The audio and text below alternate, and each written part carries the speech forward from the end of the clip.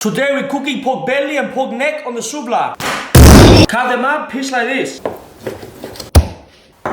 Put all the pieces, one big bowl. For the spices, 1.5 gram white peppercorn, 1.5 gram black peppercorn, 1.5 gram oregano, 3 gram coriander seeds, red wine, and crush them up.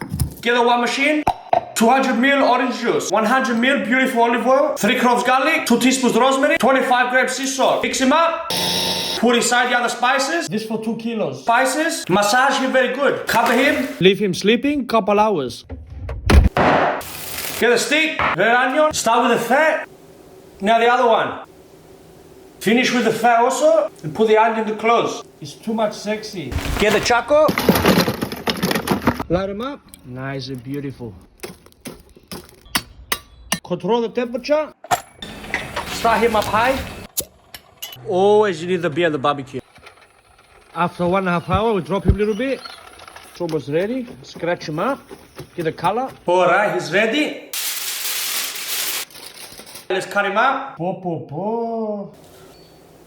Lemon, little bit salt. It's bloody beautiful, mate.